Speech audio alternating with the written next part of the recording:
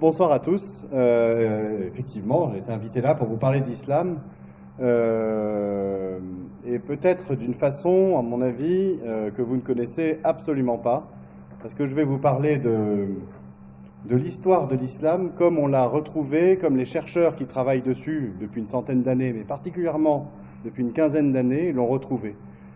Et ce qu'ils ont établi, c'est-à-dire ce que j'ai appelé là dans le titre l'histoire réelle de l'islam, nous donne des clés pour comprendre ce qu'est l'islam, mais de façon beaucoup plus profonde et beaucoup plus vraie que alors, le discours ambiant qu'on nous sert sur l'islam, religion de paix, le discours que nous disent aussi les musulmans eux-mêmes sur leur religion.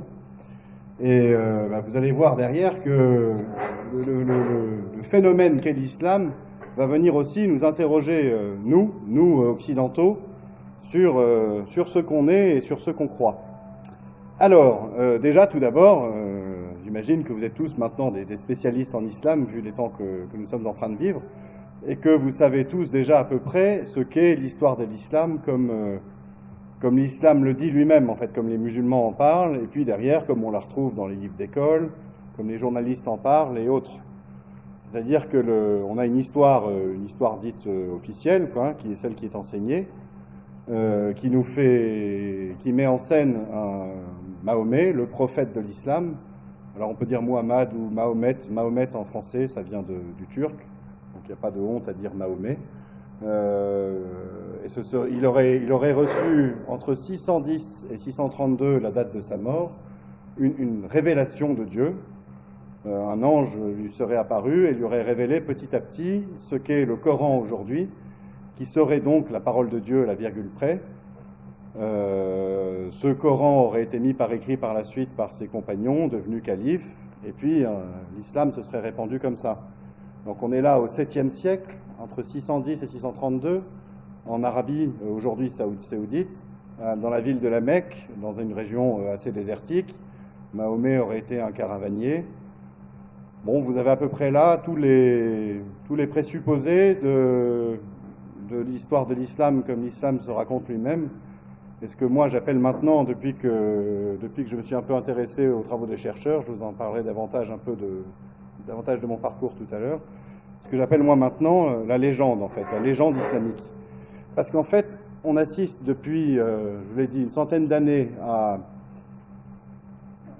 au fait que des chercheurs occidentaux appliquent des méthodes de recherche critique et de recherche scientifique sur l'islam, ce qui n'avait jamais été fait auparavant. Et puis il y a depuis une soixantaine d'années, et particulièrement depuis 15-20 ans, une accélération en fait des découvertes nouvelles qui sont faites sur l'histoire réelle de cette religion, mais là depuis 15 ans, c'est impressionnant en fait, des découvertes qui se succèdent, et on se rend compte justement que l'histoire que je vous ai dite, du Mahomet à qui un ange Gabriel révèle le Coran, c'est pas tout à fait comme ça que ça s'est passé, quoi. Alors déjà, je vais commencer par la Mecque. Vous connaissez tous cette ville. Alors là, c'est une vue aérienne. Et je vais vous dire que la Mecque, en fait, c'est pas la Mecque. Le lieu d'origine de l'islam, dont on dit qu'il est la Mecque, c'est une très grande ville maintenant. Initialement, dans ce que nous disent les traditions musulmanes, une petite ville quand même, mais quand même déjà un centre caravanier. Ça se voit pas tellement ici, mais c'est une région complètement désertique, c'est-à-dire que c'est très aride, il n'y a pas de végétation, pas de possibilité d'agriculture ou d'élevage. Et cette photo très récente vous montre l'énorme chantier qui a été fait à la Mecque par les autorités saoudiennes pour agrandir en fait les capacités d'accueil. Vous connaissez le rite du pèlerinage à la Mecque qui a eu lieu il n'y a pas très longtemps, une semaine ou deux à peine, je crois. Et vous avez comme ça maintenant des millions de musulmans qui vont à la Mecque, et donc il faut agrandir. Et un peu la folie des grandeurs, vous voyez ce qu'ils ont fait, c'est encore plus grand maintenant, avec cette énorme tour qui ressemble au Big Ben. Mais surtout ce qu'ils ont fait, c'est qu'ils ont retourné toute la ville pour faire ces énormes buildings que vous voyez partout. On voit les fouilles là, qui ont été faites pour retourner la ville sur des dizaines de mètres de profondeur pour faire des gratte-ciel. Et chaque chantier était surveillé par un commissaire du département de l'archéologie, enfin de l'autorité ministérielle saoudienne. On n'y a rien retrouvé. Rien de rien. Et derrière, ça vient forcément interroger. Et puis, en s'interrogeant, on fouille un petit peu, puis on se rend compte que des chercheurs ont étudié le sujet. Et on voit que, en 2011, par exemple, il y a un historien canadien, Dan Gibson, qui a publié sur le sujet, un spécialiste des Arabes, et qui nous a montré que, en fait, la Mecque n'existait pas à l'époque de Mahomet. Vous savez que la Mecque, aujourd'hui, c'est la direction vers laquelle prient tous les musulmans. C'est ce qu'on appelle la Qibla dans les mosquées, c'est la direction de la prière. Et on nous explique dans les traditions musulmanes que c'est Mahomet lui-même qui a fixé la direction de prière vers la Mecque. Initialement, elle était à Jérusalem. Et donc, la direction de prière, selon ces traditions, elle aurait été fixée vers 624, quelque chose comme ça. Ça, c'est selon les traditions, dont je vous dis qu'elles sont légendaires. En fait, il faut attendre l'an 725 pour trouver la première mosquée qui pointe vers la Mecque. Ça, c'est le travail de cet historien dont je vous parle, donc, qui a été faire un peu de recherche, qui a été voir les mosquées anciennes. Donc ça veut dire que pendant 100 ans, il n'y a pas de mosquée qui pointe vers la Mecque. Et que cet historien continue son travail, il nous dit qu'il faut attendre l'an 822, donc encore 100 ans de plus, donc on est quasiment 200 ans après la mort de Mahomet, pour voir que toutes les nouvelles mosquées qu'on construit à partir de cette date-là pointent vers la Mecque. C'est quand même fort de café. Il nous dit également, il n'y a pas de mention explicite à la Mecque dans tous les textes qu'il a pu voir, les textes anciens, avant l'an 741. Alors il faut savoir que les traditions musulmanes dont est issue l'histoire musulmane, les premiers textes dont on dispose, ils datent de 200 ans à 250 ans après la mort de Mahomet, du 9e siècle. Et pareillement, il a été à des congrès d'archéologie, il a rencontré des archéologues saoudiens qui lui ont dit on n'a rien trouvé à la Mecque avant le 9e siècle. Mais alors, s'il n'y avait rien à la Mecque, et si ce n'est pas le lieu des origines, alors où est-ce que c'est ? Est-ce que la Mecque, c'est la Mecque, justement ? Et c'est là qu'interviennent encore d'autres découvertes. Il y a une chercheuse américaine d'origine danoise, Patricia Krohn, qui a montré que par le texte même du Coran, on se rend compte que Mahomet s'adresse à des gens qui ne sont pas des gens de la Mecque. C'est pas possible, parce que ces gens-là, ils sont agriculteurs, c'est-à-dire qu'ils cultivent du blé, cultivent des dattiers, cultivent des grenades, des grenadiers, cultivent la vigne. Ils ont des troupeaux de chèvres, des troupeaux de chameaux, des troupeaux de vaches. Ils font de la pêche en mer et ils mangent des poissons fraîchement pêchés et des coquillages. Bon, à la Mecque, on est dans le désert, on est à 3-4 jours de caravane de la mer. C'est impossible d'avoir cette abondance à la Mecque. Donc c'est pas à la Mecque que ça s'est passé. Mais ce que décrit cette chercheuse en décortiquant le Coran, ça ressemble à peu près au portrait robot des rivages de la Méditerranée. Et puis par d'autres indices, elle nous emmène à croire que ça pourrait être les rivages de la Syrie même. Et ce seraient ces endroits-là qui seraient les lieux d'origine de l'islam, et pas l'Arabie Saoudite, pas la Mecque. Et là, à ce moment-là, d'autres recherches interviennent, et vous voyez, en fait, c'est des recherches en cascade, en fait, et qui viennent se renforcer l'une l'autre, en fait. Et quand elles les comparent les unes aux autres, on se rend compte que, bon sang, c'est ça. Et donc, en l'occurrence, ce sont des recherches sur le Coran qui viennent renforcer cette idée que je vous disais que, en fait, ça ne s'est pas passé à la Mecque, mais en Syrie. Parce que quand on étudie le Coran assez profondément, alors là je vous ai mis une série de manuscrits qui montrent un petit peu l'histoire de son écriture, on y reviendra, de manuscrits très anciens. Les manuscrits les plus anciens dont on dispose, ils sont on les a datés à peu près de 675, à peu près, peut-être un petit peu avant. Donc on est là 40 ans après la mort de Mahomet. Et puis il y a après toute une histoire de l'écriture. Ça se voit par exemple sur les manuscrits que je vous montre, là ça va d'année en année jusqu'à des manuscrits du XXe siècle, où on voit que petit à petit la langue se fixe, c'est plus la même langue en fait, on voit que c'est pas écrit pareil. Enfin il y a une histoire de l'écriture, et rien que ça vient déjà contredire un petit peu la légende musulmane qui nous dit que le texte a été révélé tel quel, et que celui qu'on a aujourd'hui c'est la parole de Dieu à la virgule près. Quand on regarde assez profondément, on trouve des manuscrits où on voit qu'il y a des corrections, des ratures, et puis il y a donc une histoire en fait de l'écriture qui ne va pas avec. Mais ce qu'on voit aussi également quand on étudie le texte, et qui va nous ramener en Syrie, c'est que ce texte, il présente des sous-bassements, c'est-à-dire des mots, des expressions, des références qui sont celles de la culture syro-araméenne, c'est-à-dire des gens qui parlent araméen en Syrie au 7e siècle. Et là, ça vient exactement confirmer ce qu'on avait vu avec les recherches de Patricia Krohn sur les agriculteurs et les pêcheurs. Et donc, on se rend compte qu'en fait, c'est pas du tout dans un endroit désertique où il n'y avait que des païens, comme nous dit la légende musulmane qu'est né l'islam, que serait né l'islam, mais c'est en Syrie, un endroit christianisé depuis très longtemps, avec des juifs, des chrétiens, des gens qui parlent araméen, la langue du Christ, qui parlent araméen, la langue des juifs également. Et ben derrière, ça change complètement tout, en fait. Ça veut dire que les histoires bibliques qu'on retrouve dans le Coran, eh ben, ça pourrait très bien venir de ce contexte chrétien et juif de Syrie. D'une certaine façon, il n'y a plus rien à révéler, en fait. Tout était déjà sur place. Et quand on étudie ce texte, c'est exactement ce qu'on voit. Mais ça, quand on l'étudie même plus profondément encore, on va y voir des choses encore plus dérangeantes, en fait, pour on va dire la crédibilité et l'historicité de l'islam. C'est que ces histoires bibliques qu'on retrouve, c'est-à-dire Mahomet aurait prêché, par exemple, l'histoire de Moïse et de Pharaon, aurait prêché l'histoire de, bon, vous connaissez Moïse, Pharaon, enfin c'est des histoires de la Bible, l'histoire du frère de Moïse à Aaron, par exemple, l'histoire de Joseph, le patriarche des Juifs, tout ça, on les retrouve plus ou moins déformés dans le Coran. On se rend compte qu'en fait, elles viennent de cet environnement syro-araméen où est né l'islam. Et donc, comme je vous le dis, il y a quelque chose de plus, c'est que quand on vient étudier le texte, on se rend compte que cette pensée qui s'y exprime, c'est pas celle de chrétiens, de langue araméenne de Syrie, c'est pas celle de juifs non plus, au sens des juifs comme on les connaît maintenant et comme ils existaient au 7e siècle, des juifs rabbiniques. C'est une pensée qui n'est pas arabe, comme je vous l'ai dit, syro-araméenne, mais qui est juive, mais qui n'est pas juive comme maintenant. Elle est juive d'un autre courant du judaïsme qui a disparu. Et on le voit parce que dans le texte, il y a des choses qui nous montrent que ça ne peut pas être un judaïsme rabbinique. C'est-à-dire qu'il y a par exemple des défenses contre des accusations que font toujours les juifs rabbiniques sur, par exemple, la virginité de Marie. Et le Coran les défend. Donc ça ne peut pas être un juif rabbinique qui a écrit ça. C'est un autre courant du judaïsme. Et par d'autres indices, on en remonte comme ça à identifier un courant du judaïsme qui date du 1er siècle, donc qui est du judaïsme non rabbinique, pas comme les juifs qu'on connaît maintenant, qui n'est pas chrétien, donc ce n'est pas des judéo-chrétiens, qui est post-chrétien et qui date du 1er siècle. Et là, on a identifié peut-être les auteurs de l'islam ou les auteurs du Coran.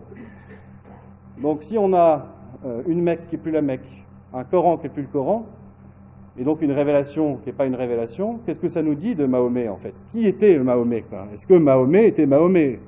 Et là je vais vous le dire, est-ce que le prophète de l'islam était un prophète de l'islam? Et là-dessus, alors d'autres recherches, encore une fois en cascade, viennent nous éclairer. Je vous ai parlé de Patricia Crone, que je vous ai mis en photo ici, qui a sorti un livre en 1977 avec Michael Cook, et puis d'autres chercheurs à leur suite. Patricia Crone, elle est morte l'été dernier, mais elle était dans une des plus grandes universités du monde, à Princeton, aux États-Unis. Vous avez après Robert Hoyland, qui travaille toujours à Oxford, qui a publié un livre en 1997, et un grand chercheur français, Alfred Louis Prémart, qui était à Aix-Marseille, qui est mort il y a quelques années et qui a été publié en 2002, et qui ont en fait exhumé une foultitude de témoignages qui avaient été complètement oubliés dans l'histoire. Je vous ai parlé de l'histoire de Mahomet comme l'islam en parle. Vous vous souvenez donc Mahomet qui prêche, et puis ensuite après la conquête, et ainsi de suite. Et je vous ai dit, cette histoire, on ne la trouve qu'à partir du 9e siècle. Peut-être qu'elle existait un peu avant sous des formes orales ou sous des formes qui ont été corrigées depuis et on a fait disparaître les manuscrits. Mais les manuscrits qui nous racontent l'histoire du Mahomet de l'islam, comme les musulmans la croient aujourd'hui, on la trouve qu'à partir du 9e siècle. Et il y avait, en fait, entre la mort de Mahomet et sa première biographie officielle, la Sira, qui paraît au 9e siècle, une espèce de trou noir où on avait très peu d'informations sur Mahomet. En particulier, on n'avait rien sur lui pendant 50 ans, jusqu'à ce qu'on trouve une pièce de monnaie qui date de 683, 50 ans après sa mort à peu près. On n'avait aucune mention de lui. Et puis, on n'avait pas de documents musulmans non plus, jusqu'à temps qu'arrivent ces documents dont je vous parlais. Mais ces chercheurs-là ont retrouvé d'autres documents qui ont échappé à ce qu'on est obligé de qualifier donc d'une entreprise de destruction de témoignages, Ils ont retrouvé des lettres qu'avait envoyées, par exemple, un moine de Jérusalem à sa communauté en Géorgie. Un chrétien arménien dans l'environnement du Moyen-Orient pendant les conquêtes qui écrit à son frère en Arménie. Et comme ça, en fait, une foultitude de choses ont été retrouvées, de témoignages qui parlent de Mahomet, de témoignages contemporains de Mahomet, là où le témoignage musulman date de 200 ans au moins après les faits, et ils nous décrivent un Mahomet différent de celui de l'islam. Alors ça, c'est assez renversant. Ils nous décrivent un Mahomet qui est une sorte de guerrier apocalyptique. Je vais expliquer un petit peu ce que c'est. Déjà, on voit que Mahomet est décrit comme étant à l'aise et instruit dans l'histoire de Moïse. C'est pas Dieu qui l'aurait instruit, donc c'est quelque chose de... Il est dans la proximité de gens qui l'ont instruit. Le Mahomet en question, on voit qu'il s'adresse à des Arabes chrétiens. Donc ça ne peut pas être à la Mecque non plus. C'est pas avec des païens, en fait, comme le discours musulman le stipule. Ce Mahomet, il est décrit par des Juifs comme pouvant être le prophète que eux, Juifs, attendent. Les Juifs, d'aujourd'hui, toujours, attendent le Messie. Ils pensent que Jésus n'est pas le Messie, et donc ils attendent toujours le Messie. Et dans leur prophétie, viendra, avant le Messie, un prophète qui va dire « voilà le Messie qui arrive ». C'est celui-là qu'ils attendent. Et donc on se rend compte qu'à l'époque de Mahomet, des Juifs se posaient la question de savoir si Mahomet pouvait être ce prophète. Et pourquoi donc ? Parce qu'en fait, le Mahomet de l'histoire, il annonçait le retour de Jésus à Jérusalem. Et il travaillait à ce retour, et on se rend compte qu'il exhortait des chrétiens arabes à venir le rejoindre dans une entreprise guerrière de prise de Jérusalem, de prise de la Terre Sainte. On est à 100 000 lieues du Mahomet de l'islam. On est là avec quelque chose de complètement différent, en fait, de très éloigné, à tout le moins, quoi. Et donc derrière, on va se dire, mais bon sang, à ce moment-là, l'islam comme on le connaît, mais c'est pas l'islam. Expliquez-nous, quoi. Qu'est-ce qui se passe ? Qu'est-ce qui s'est passé ?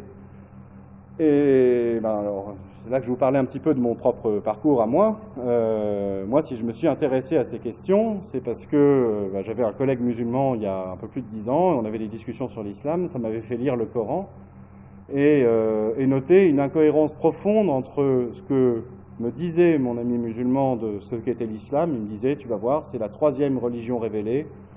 Dans le discours musulman, c'est exactement ça.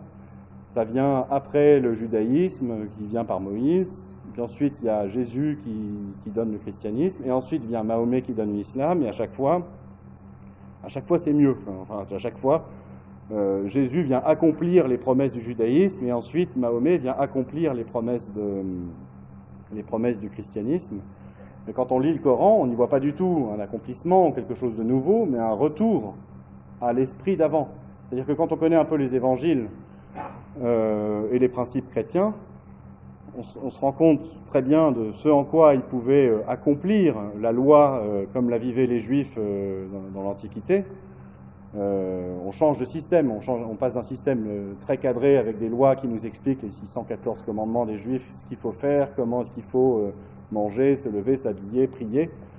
Et on passe après à une loi du cœur, comme Jésus l'a proposé, une loi de l'amour, une loi du pardon, une loi de la charité.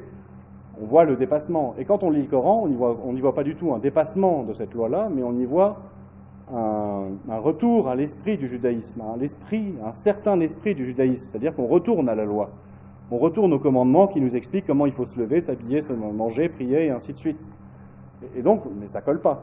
Le discours que me donne mon ami sur l'islam ne colle pas avec le Coran. Et donc, je dis ça colle pas, j'ai été chercher dans les travaux de chercheurs en me disant, mais peut-être aux origines, il y a quelque chose à considérer. C'est comme ça que j'ai retrouvé toutes ces études dont je vous parle, jusqu'à temps que je retrouve celle-ci, celle du père Édouard-Marie Gallet, qui a, entre 2005, qui a été révisée en 2010, a publié une thèse très impressionnante qui s'appelle « Le Messie et son prophète », où, en fait, il propose pour la première fois dans l'histoire une explication globale qui documente, qui explique l'apparition de l'islam de façon rationnelle. sans qu'il y ait besoin de faire appel au merveilleux, à l'intervention de Dieu, à un ange Gabriel, à un cheval ailé, comme il y a ça dans la légende de Mahomet, à des miracles. En fait, derrière, on voit tous les éléments dont je vous ai parlé, c'est-à-dire le statut de la Mecque, le Coran, qui n'est pas ce qu'il prétend être, les Mécois, qui en fait sont des agriculteurs et des pêcheurs, enfin, tous ces petits éléments-là, il arrive, lui, à les assembler un peu comme des pièces d'un puzzle, pour nous raconter une grande histoire, qui est celle de l'apparition réelle de l'islam dans le monde et dans l'histoire. Et derrière, ça nous fait comprendre la nature profonde de cette religion. Bien au-delà des textes musulmans, bien au-delà du discours de mon ami, par exemple, qui ne suffit pas à rendre compte de ce qu'est vraiment le phénomène musulman dans l'histoire. Alors quand je suis tombé sur ce travail-là, les bras m'en sont tombés presque, parce que c'était vraiment pour la première fois que je voyais quelque chose d'aussi complet en fait. Et cette explication qu'il propose, sa thèse, qui est sortie donc en 2005, depuis, il y a eu beaucoup de publications. J'en ai proposé quelques-unes. Par exemple, les recherches du chercheur canadien, spécialiste des Arabes sur la Mecque, ça date de 2011. Toutes ces recherches, elles sont venues renforcer ce qu'il avait proposé comme explication, et ça n'a jamais été réfuté depuis. Alors la chose, c'est que ce travail est quand même un petit peu pointu, et que pour le grand public, c'est pas évident d'y avoir accès. C'est 1000 pages de thèse avec 2500 notes de bas de page, 30 pages de bibliographie, et puis une approche très pointue, très technique. Et donc, ce que j'ai fait avec lui, c'est un site internet, le grand secret de l'islam.com, sur lequel j'ai rédigé, et puis on a travaillé après tous les deux dessus, une vulgarisation, une synthèse en fait de toutes ces recherches, pour que le grand public puisse comprendre par lui-même le travail des chercheurs en fait, et l'espèce de révolution qui est en cours, et dont personne ne parle, parce que je crois que personne n'a envie d'en parler en fait. Mais de fait, avec ce site internet, les gens y ont accès, les gens en parlent.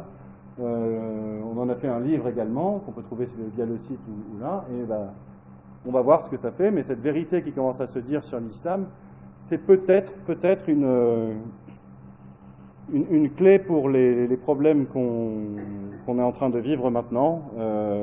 Ça, on va voir, j'en parlerai dans la conclusion. Alors, après cette petite introduction sur les recherches, quelques recherches dont je viens de vous parler, je voudrais essayer de vous présenter maintenant ce scénario en fait, qui explique l'apparition de l'islam dans l'histoire, dans le monde, à partir donc du travail du père Édouard-Marie Gallet et puis de ce que j'ai fait avec lui depuis. Alors pour comprendre ça, il faut qu'on en revienne, attention, histoire cachée de l'islam, il faut qu'on en revienne au 1er siècle, aux espérances du peuple hébreu, des Juifs avant Jésus, et au moment et ce qui se passe de très spécifique avec les idées nouvelles qu'apporte Jésus. Alors je ne vais pas chercher à vous convertir à quoi que ce soit ce soir. Moi j'aborde ce sujet-là sous l'angle de l'histoire des idées. C'est-à-dire que Jésus apporte des idées nouvelles qui vont transformer la façon de comprendre le monde chez ses contemporains, et puis petit à petit, on va voir ce que ça fait. Il faut voir que dans le monde ancien, on vivait dans des représentations cycliques.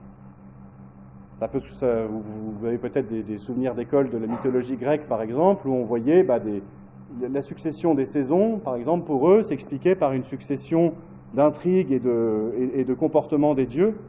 La vie des hommes était réglée de façon cyclique.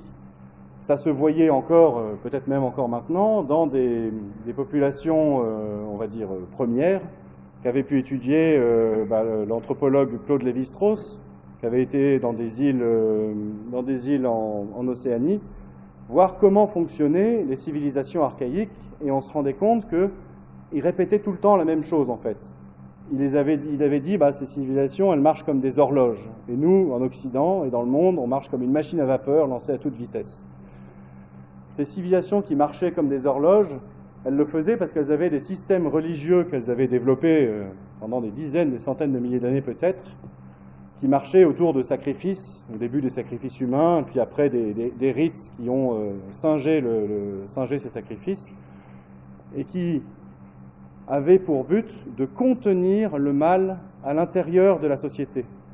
C'est-à-dire que les religions archaïques Ça, c'est aussi le travail de René Girard qui l'a montré, l'académicien français, très grand chercheur qui est mort il y a peu de temps. Les religions anciennes, c'était la façon que les hommes avaient de gérer le mal, c'est-à-dire la possibilité que la violence explose dans un groupe, qu'elle détruise une communauté, plutôt que de laisser le mal se déchaîner. Ils préféraient sacrifier une personne. Comme ça, le mal se concentrait sur une seule personne, plutôt que sur le groupe entier, et menaçait pas la survie de tout le monde. Et petit à petit, comme ça, se sont montés les systèmes de religion ancienne, qu'on appelle païennes, en fait, avec des panthéons, ou avec des esprits, mais à chaque fois avec un système qui contient le mal à l'intérieur. Vous voyez, dans les deux sens du terme, le mal reste dans la société, mais on l'empêche de faire trop de dégâts. Mais ce que Jésus apporte comme idée, et c'est une idée qui est absolument nouvelle à son époque, c'est la possibilité que le mal soit complètement détruit. Et ça, cette idée n'existait pas avant lui. Avant lui, on vivait comme si le mal faisait partie de l'univers normal des choses. C'était normal que le mal puisse être là. Jésus, il nous dit non. Le mal, je vous en libère. Je vous en libère, vous, personnellement. Et puis un jour, le monde entier finira par être complètement libéré de l'emprise du mal, dans ce que les chrétiens appellent, et ce que Jésus appelait lui-même, son retour dans la gloire. Et ça change complètement les mentalités, en fait. Vous voyez bien qu'on passe d'un monde cyclique à un monde où on peut se déployer en ligne droite. Du point de vue personnel, par exemple, on n'est plus tenu par le mal qu'on a fait. Vous connaissez l'histoire de Pharaon. Pharaon, dans la religion ancienne païenne des Égyptiens, quand il arrivait après la mort, on pesait son âme, et on mettait d'un côté toutes les bonnes actions, toutes les mauvaises actions. Et donc en fait, il traînait encore avec lui le boulet de toutes ces mauvaises actions. Avec le pardon que propose Jésus, il n'y a plus le boulet des mauvaises actions. On a un nouveau destin qui est possible. On peut se déployer dans l'avenir. Et c'est pareil pour la société. Une société, la société chrétienne que fonde Jésus, elle se déploie dans l'avenir en fait. Elle a cette espérance qu'un jour, tout ira vraiment beaucoup mieux. Et ces idées-là, elles changent complètement les consciences. Elles changent la possibilité que l'idée que les gens ont de leur propre destin, et l'idée que les gens ont aussi des destins collectifs. C'est-à-dire que les sociétés peuvent évoluer, peuvent devenir autre chose, et peuvent chercher un bien supérieur. Bon, c'est un nouveau paradigme, en fait. Vraiment, on pense différemment, et à mesure que les idées chrétiennes se répandent dans le monde, elles transforment les façons de penser. Aujourd'hui, on s'en rend plus compte. On est né dedans, et on n'a pas idée de la différence que ça a fait entre l'avant et l'après, quoi. Nous, on est dans l'après, ou voire l'après, après même.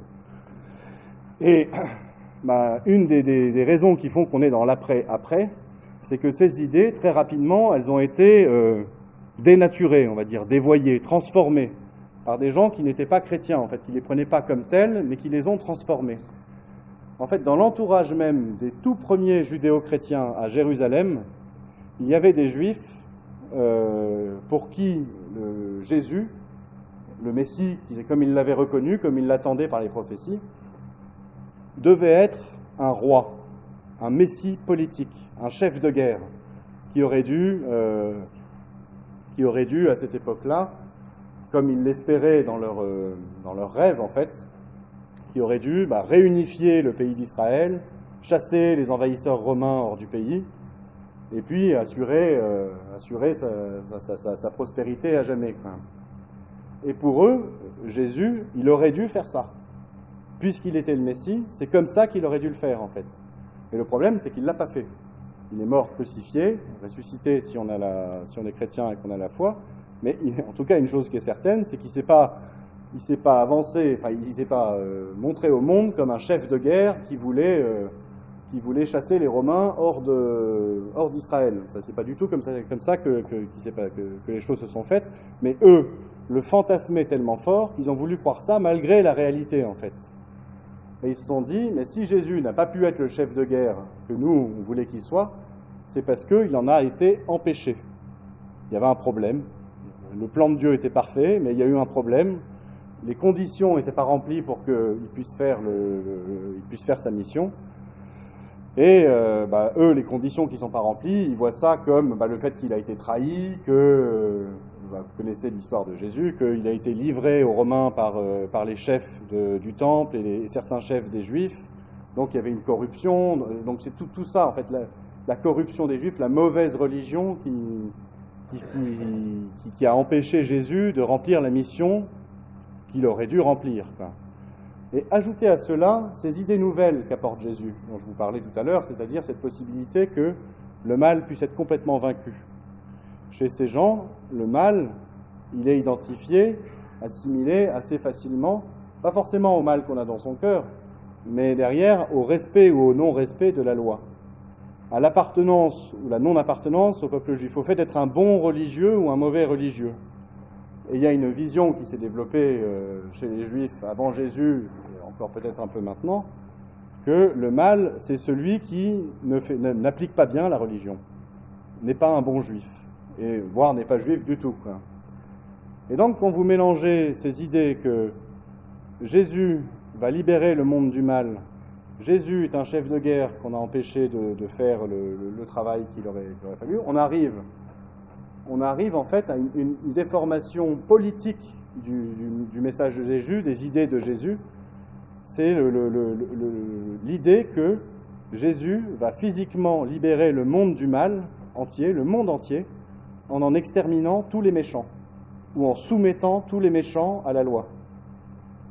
Ça, cette première, vous voyez, c'est-à-dire qu'on transforme un message spirituel en message politique, avec une action guerrière et politique derrière.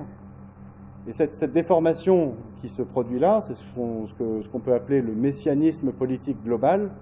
Le groupe qui l'a porté, dont je vous parle, qui est issu de la première communauté chrétienne de Jérusalem, on les a appelés judéo-nazaréens. Et ces gens se sont séparés des chrétiens au moment d'un cataclysme qui s'est passé pour les juifs, qu'ils soient judéo-chrétiens ou juifs, pas chrétiens, au 1er siècle. C'est la destruction du temple de Jérusalem. En 70, à l'issue de la guerre entre les Juifs et les Romains mettent le feu au temple et détruisent Jérusalem. Et le temple, c'était le centre de la vie religieuse des Juifs.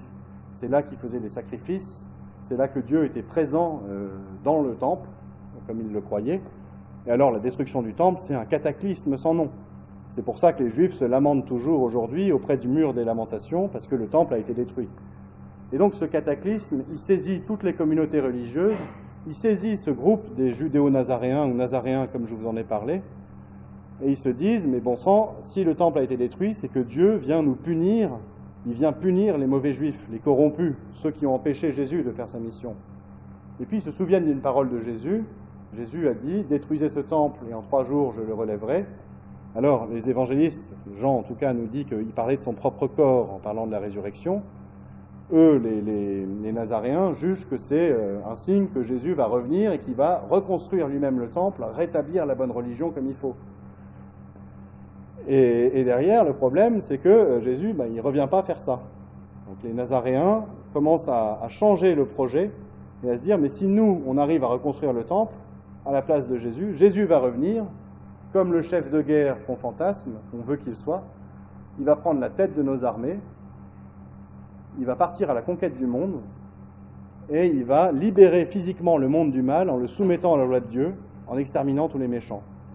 Et donc vous voyez comme ça un courant politico-religieux, guerrier, émergé dans l'histoire à partir de la fin du 1er siècle, et puis qui se développe dans les siècles d'après, ce courant des judéo-nazaréens, dont on va voir qu'il est à l'origine de l'islam.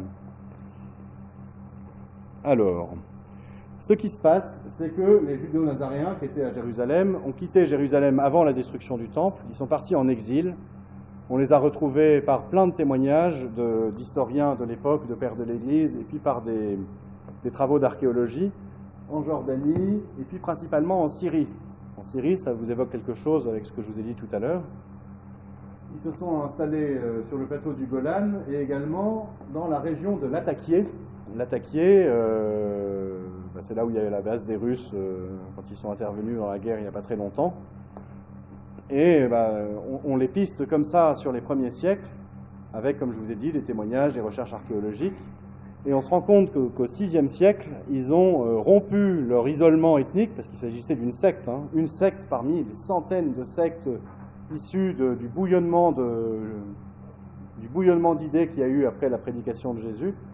Mais bon, il y en avait une comme ça, et on arrive à la pister avec un travail assez pointu dans les témoignages anciens. Et vers la fin du VIe siècle, ils rompent leur isolement parce qu'ils se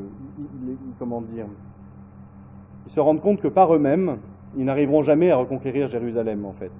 Ils n'arriveront jamais à battre l'Empire byzantin ou l'Empire perse.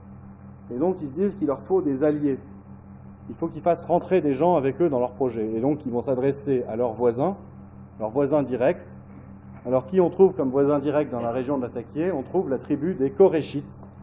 Koréchites, je ne sais pas si ça vous parle. Si vous connaissez un peu l'islam, c'est la tribu de Mahomet, dont les traditions musulmanes nous disent qu'elle était implantée dans la région de la Mecque. Mais dans la région de l'Atakié, on trouve quoi? Les vestiges archéologiques qui existent, qui ont été fouillés et documentés, du caravansérail des Koréchites. Bon, ça, on ne trouve pas ça à la Mecque. On trouve une rivière des Koréchites, par exemple. On ne trouve pas ça à la Mecque non plus. Donc on comprend en fait que les Koréchites étaient implantés dans cette région-là. Puis on a d'autres témoignages à propos des Koréchites, et on comprend par ces témoignages-là qu'ils étaient chrétiens. Puis on le voit aussi en regardant les traditions musulmanes elles-mêmes, comme je vous le disais tout à l'heure, on voit que les gens en fait à qui s'adresse la prédication sont des chrétiens. Ils croient dans le Dieu unique, par exemple. Alors, ce que font les Nazaréens, qui sont des gens juifs d'ethnie, ils ne sont pas comme les juifs rabbiniques, c'est un autre courant du judaïsme qui a disparu aujourd'hui. Ils parlent araméen, ils lisent l'hébreu comme langue liturgique, ils ne sont pas arabes. L'arabe et l'araméen, c'est des langues qui sont très proches, cousines, c'est deux peuples sémites, mais ce n'est pas la même langue. Et donc pour aller s'adresser à des arabes, c'est assez difficile. Et donc ce qu'ils font, c'est qu'ils vont former des prédicateurs en langue arabe pour aller parler aux arabes et essayer de les embrigader dans leur projet. Leur projet, je vous en ai parlé, c'est d'aller conquérir Jérusalem, d'aller y remonter le temple de Jérusalem, d'espérer à partir de là que Jésus va revenir, et puis qu'il va les emmener à la conquête du monde, et que à ce moment-là, le monde sera sauvé du mal, et que ce sera le bonheur absolu, puisque tout le monde obéira à la loi de Dieu. Ça ne vous rappelle pas quelque chose? C'est l'islam, en fait. Derrière, vous avez déjà là toutes les composantes de l'islam, en fait, et qu'on trouve donc avant même que l'islam n'apparaisse. Ces prédicateurs qui sont formés, on en connaît au moins deux. On connaît Mahomet, et on connaît un prêtre nazaréen qui parlait arabe, qui s'appelle Waraka ibn Naufal, qui est dans les traditions musulmanes elles-mêmes, dont ils ont gardé la mémoire. Ils en font dans les traditions un prêtre chrétien, mais derrière, les chrétiens ne s'appelaient plus nazaréens depuis longtemps. Et alors, qu'est-ce que va dire Mahomet à ces Arabes pour les faire rentrer dans le projet? Alors, peut-être qu'il y a eu des aspects de mercenariat, mais principalement, ce qui s'est fait, c'est que il leur a transmis l'espérance qu'avaient les Nazaréens. Les Nazaréens, ils avaient un but ultime, ils espéraient le bien supérieur à tous les autres, qui est un monde délivré du mal. C'est un peu comme quelqu'un qui fait la révolution, par exemple. Il a un projet politique et guerrier pour arriver à avoir la solution à tous les problèmes, et enfin ça ira mieux, et tout le monde sera sauvé. C'est ça qu'avaient les Nazaréens comme idée, en fait. Alors, ça tourne autour de Jésus, ça tourne avec les idées religieuses, mais au final, c'est le même genre de projet, c'est le même genre d'espérance, et ça façonne dans les consciences l'idée qu'il y a un bien qui est absolument supérieur à tous les autres. C'est comme si aujourd'hui quelqu'un dit je serais peut-être en mesure de sauver l'humanité du cancer. À ce moment-là, il faut absolument le faire. Si moi, par exemple, j'avais la capacité avec un laboratoire de trouver le remède universel, il faudrait absolument le faire. Et eux qui se disent mais bon sang, on a la recette pour sauver le monde du mal, c'est-à-dire il faut conquérir Jérusalem, faire revenir Jésus et tout le projet derrière, donc il faut absolument le faire. Et c'est ça qu'ils transmettent aux Arabes, en fait. Et ils transmettent cette espérance qui est tellement forte qu'une fois qu'elle s'empare des consciences, il n'y a plus rien d'autre qui compte, en fait. C'est-à-dire que c'est possible, il faut le faire. Et comment est-ce qu'ils s'y prennent? C'est assez simple, en fait. On comprend à la lecture des traditions musulmanes et du Coran comment ils s'y prennent. Et qu'ils vont voir des Arabes chrétiens qui croient donc en Jésus, qui pensent que Jésus va délivrer le monde du mal définitivement à la fin des temps. Ils vont leur dire, mais nous aussi on croit en Jésus, sauf que nous, on a une recette pour le faire revenir maintenant, et vous allez voir qu'il va délivrer le monde du mal maintenant s'il revient à Jérusalem. Et en plus, vous pouvez rentrer avec nous dans le projet parce que vous êtes nos cousins. Vous êtes nos cousins. Nous, on est des enfants d'Abraham, dans la tradition juive, les Juifs descendent d'Abraham par Isaac, et ils vont dire aux Arabes, mais vous aussi vous êtes des enfants d'Abraham, puisque vous descendez d'Abraham par Ismaël. Et c'est à ce moment-là qu'ils leur enseignent. Les Arabes n'étaient pas du tout au courant de cette histoire. Ils leur enseignent ça, et donc ils forment en fait une communauté nouvelle. Il y a des maîtres en religion nazaréens, et puis leurs affidés, les gens qui leur ont fait allégeance, des Arabes qui rentrent dans le projet, et des prédicateurs, dont Mahomet, et Mahomet émerge comme un chef de guerre, et ils vont conduire comme ça plusieurs opérations. On a la trace d'une opération, on pense qu'en 614, ils ont essayé de conquérir Jérusalem en rentrant dans une expédition de Perses, qui ont pris Jérusalem à cette époque-là, mais ça n'a pas marché pour eux. Et puis il y a plein de péripéties historiques. Il y en a une en tout cas qui est importante, qui s'appelle l'Hégire, et dans le souvenir des musulmans c'est très important. C'est un moment où la troupe, c'est celle qui porte ce projet-là, est obligée de fuir la Syrie pour se réfugier à Médine. Médine, j'en ai pas parlé tout à l'heure dans l'histoire de l'islam, c'est ce qu'on appelle l'Hégire, c'est-à-dire l'émigration en arabe. Dans le récit musulman traditionnel, les musulmans, avec Mahomet, les premiers musulmans, seraient partis de la Mecque pour aller à Médine. C'est-à-dire faire quelques kilomètres, en fait, là où, en fait, on se rend compte que depuis la Syrie, c'est une vraie immigration, quoi. Bon, Mahomet meurt, et la troupe finit par prendre Jérusalem à la fin de l'année 637, début 638. Ça, c'est documenté, et on sait comment ça s'est passé. Et ça y est, donc, ils vont pouvoir mettre en œuvre le projet, reconstruire le temple et faire revenir Jésus. Et c'est ce qu'ils font, sauf que ils reconstruisent le temple, mais Jésus ne revient pas. On a des témoignages d'époque qui nous disent comment le temple a été reconstruit. C'est un événement considérable pour les Juifs et on va dire dans l'histoire religieuse, mais il est passé relativement inaperçu, parce que comme je dis, ces témoignages-là, ils sont pas ceux de l'histoire, de la grande histoire. C'était des bribes par-ci par-là, une lettre que quelqu'un a envoyée, puis qu'on a retrouvée plus tard, et puis on ne savait pas trop ce que ça voulait dire, jusqu'à temps que les chercheurs mettent la main dessus dans les années 80 et jusqu'à aujourd'hui. Et donc on sait qu'ils ont reconstruit le temple, et on sait aussi, parce que ça je pense on l'aurait vu si c'était arrivé, on sait aussi que Jésus n'est pas revenu, et que patatras, tout le projet en fait, d'une certaine façon, tombait à l'eau. Et à cause de ça, ça a été une crise très grave entre les Arabes, ex-Arabes de Mahomet, Arabes de l'ex-Mahomet, Mahomet étant mort, qui sont à ce moment-là sous le commandement de Omar, et les Nazaréens. Alors on comprend que ce soit la crise. Les Arabes se retournent en fait contre leur chef en leur disant « Vous nous avez menti, Jésus ne revient pas, vous nous avez entraînés dans la guerre pour rien, vous ne servez à rien, votre projet ne sert à rien, Jésus ne reviendra pas maintenant. » Mais au final, il n'y a pas besoin que Jésus revienne pour qu'on aille conquérir le monde et le soumettre à la loi de Dieu. Puisque en 638, 640, 660, ça se passe dans ces eaux-là à peu près, et en fait ils sont déjà des Arabes dans une dynamique de conquête formidable, et ils se disent mais Dieu est avec nous. Et il n'y a pas besoin que Jésus revienne pour prendre la tête des armées et libérer le monde du mal. Et en fait ils se disent le Messie, Jésus, c'est nous. On va faire le boulot de Jésus en fait. Et ça se voit notamment dans le fait qu'à ce moment-là, à partir de 640, Omar, le chef des Arabes, prend le titre de calife. Alors calife, on dit oui, c'est le chef des musulmans, mais calife, c'est plus que ça. Calife, ça a un sens en arabe qui veut dire lieutenant ou gérant. Aujourd'hui, les musulmans nous disent, parce que les traditions tardives de l'islam l'expliquent comme ça, que calife voudrait dire successeur, sous-entendu successeur de Mahomet. Et dans les textes musulmans eux-mêmes, on trouve des endroits où ça veut dire vraiment lieutenant de Dieu sur terre. Donc en fait, on voit que le chef des Arabes prend le titre du Messie, c'est lui qui devient le chef de guerre pour aller conquérir le monde, le soumettre à la loi de Dieu et en extirper le mal physiquement. Le problème, c'est que c'est un titre très convoité. Devenir le lieutenant de Dieu sur terre, tout le monde veut être le lieutenant de Dieu sur terre. Et puis surtout, qui est légitime pour dire qu'il est le lieutenant de Dieu sur terre ? Et donc derrière, vous avez là les racines très profondes de la guerre civile qui a démarré en islam entre les musulmans et qui n'a jamais cessé depuis.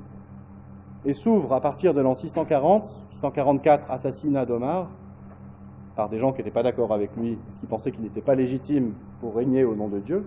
s'ouvre une terrible période de guerre civile. Alors ça, c'est la première guerre civile des Arabes, la première fitna. Et dans cette guerre civile, on va voir que vont s'inventer petit à petit les concepts de l'islam.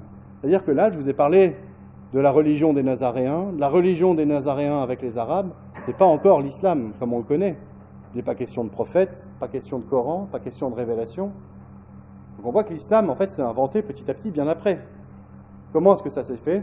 Ça s'est fait au fil de la guerre civile dont je vous ai parlé, entre 640 à peu près et la fin du siècle, la fin du 7e siècle, où il va y avoir un jeu de concurrence entre des factions qui vont se dire « mais moi je suis légitime pour régner ». Leur chef va dire « moi c'est moi qui suis légitime pour régner au nom de Dieu ». Un autre va dire « ah non c'est moi », un autre va dire « ah non c'est moi ».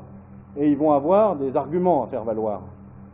Les arguments, ça va être de dire bah, « moi je suis le calife, je suis le lieutenant de Dieu sur terre ». Mais un autre va dire « oui mais moi j'ai des textes qui me disent que les Arabes sont ceux que Dieu a choisis pour soumettre le monde à sa loi ».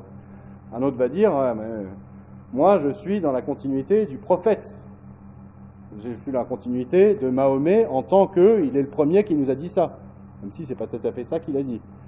Un autre va dire, mais moi, je suis celui qui a le contrôle de la ville des origines, de la Syrie ou d'autres lieux. Je n'en ai pas parlé, c'est un peu compliqué, mais...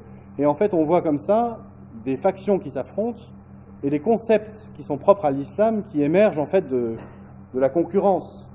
Une preuve qu'on en a, là je vous la montre ici, là, ce sont des pièces de monnaie. C'est très intéressant. Ça fait partie des recherches nouvelles qui sont faites depuis cinquantaine, soixantaine d'années et qui nous donnent des témoignages très intéressants. Parce que regardez, ces deux premières pièces que vous voyez en haut, deux premières pièces, alors ce sont des pièces qui étaient utilisées par les premiers califes. Les premiers califes, les musulmans aujourd'hui, les appellent des califes rachidoun, bien guidés. Ils avaient quasiment la révélation en eux. Alors j'y vais un peu fort, mais c'est pas ça, mais ils étaient vraiment dans le droit fil de l'islam, exactement comme il fallait. Ils étaient des compagnons de Mahomet et leur parole est presque parole de, enfin pas d'évangile, mais de Coran, enfin presque, entendons-nous. Et on se rend compte que ces deux pièces dont je vous parle là, qui ont été utilisées par ces califes-là et frappées par ces califes-là, elles présentent des symboles chrétiens. Alors, vous ne voyez peut-être pas au fond, mais là j'ai mis avec des rectangles rouges, on voit des petites croix. Et qui sont des symboles chrétiens. Parce qu'en fait ce sont des copies plus ou moins de pièces byzantines sur lesquelles l'empereur, ça c'est la pièce de droite, apparaît avec la couronne avec une croix et l'orbe impérial dans la main avec une croix au-dessus. Et donc ces premiers califes, on se rend compte qu'ils étaient beaucoup plus proches des chrétiens que l'islam ne nous le dit. L'islam nous dit les premiers califes c'était des super musulmans, donc super anti-chrétiens, à fond contre les églises, la croix et autres, mais ils avaient des pièces avec des croix. Donc déjà là, on voit un indice que l'histoire de l'islam, comme elle nous a raconté, ne tient pas la route complètement. Mais ce qui est très intéressant, c'est qu'on voit l'évolution des pièces. Et petit à petit, les califes se remplaçant les uns les autres, les pièces changent. Cette pièce que je vous montre ici, qui date de 685 à peu près, c'est celle dont je vous parlais tout à l'heure en vous disant à tort que c'était 683, en fait c'est 685. C'est la première pièce de monnaie de l'histoire qui mentionne Mahomet. Auparavant, il n'y avait rien. Pas de mention à Mahomet, rien du tout. Cette pièce qui mentionne Mahomet et l'envoyé de Dieu, c'est-à-dire la première partie de la deuxième partie de la profession de foi musulmane. La première partie, c'est « Il n'y a de Dieu que Dieu », sous-entendu « Jésus n'est pas Dieu, l'Esprit Saint n'est pas Dieu », et Mahomet est son prophète. Et bien, Mahomet est son prophète, Mahomet est l'envoyé de Dieu. On le retrouve pour la première fois sur cette pièce, donc qui est au milieu là, frappé non pas par un calife, mais par un opposant au calife qui lui-même se disait « c'est moi le calife ». Vous voyez le jeu de concurrence dont je vous parlais. Ça, c'est un signe très intéressant qui nous montre comment, en fait, le concept apparaît dans l'histoire. Ce n'est pas un calife musulman, rachidoun, dans le droit fil, qui a frappé une pièce, le premier avec Mahomet dessus. C'est un opposant qui disait « mais moi, je suis plus légitime que toi ». Et la preuve que je suis plus légitime que toi, c'est que je me revendique de notre chef ancien, de notre chef Mahomet, notre chef de guerre, qui avait été un prédicateur à l'époque. Mais les consciences évoluent petit à petit et on met sur Mahomet ce qu'on veut y mettre à ce moment-là. Et puis la pièce d'après, que vous voyez, elle date de 696, elle est en or celle-ci, elle est frappée par le calife Abd al-Malik, qui prend le pouvoir dans ces eaux-là un petit peu avant.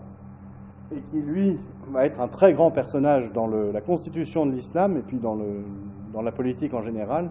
C'est-à-dire que plutôt que de s'inscrire dans la lutte en disant « moi aussi je suis légitime, j'ai quelque chose pour me justifier par rapport aux autres », eh bien en fait, c'est plus simple, c'est le plus fort, il soumet tout le monde et il reprend tous les concepts des autres à son compte. Et en fait, en faisant ça, il fonde un peu les piliers de l'islam, c'est-à-dire un calife, une révélation de Dieu aux Arabes, un livre saint arabe, un prophète arabe, un environnement arabe, et il reprend aussi le fait que Mahomet soit l'envoyé de Dieu qu'on retrouve sur sa pièce. Et on comprend comme ça comment progressivement a pu se former l'islam. Donc là, je vous parle des piliers, mais ce n'est pas encore l'islam comme on le connaît, parce qu'on n'a pas encore de Coran comme on le connaît à cette époque-là. Les manuscrits que je vous avais montrés tout à l'heure, il y en a qui datent de ce moment-là, et ce n'est pas encore le Coran fixé comme on le connaît. Il y a eu derrière tout un travail d'évolution, de constitution de la religion, en fait. Et ça, il faut l'intégrer pour comprendre ce que c'est que l'islam, parce que c'est encore aujourd'hui ce qui le définit. Va s'ouvrir, en fait, à partir d'Abd al-Malik, et puis ça avait déjà commencé avant, toute une phase où on va écrire et réécrire l'histoire. On a affaire, donc, à des gens, ces Arabes conquérants qui sont à la tête maintenant d'un empire, qui l'ont fait au nom de Dieu, pour soumettre le monde à la loi de Dieu, comme ça leur avait été enseigné lointainement par les Nazaréens, via Mahomet, via d'autres prédicateurs. Et ils se retrouvent vraiment à la tête du monde, c'est-à-dire qu'ils ont tout le Moyen-Orient. Ils sont au-dessus des chrétiens, ils sont au-dessus des Juifs. Le calife se prend vraiment, c'est le cas de le dire, pour le Messie. Et donc derrière, il va y avoir la volonté de se justifier avec quelque chose de nouveau. Quelque chose qui ne doit rien aux chrétiens et aux juifs. Quelque chose qui ne doit rien donc à l'histoire réelle de l'islam.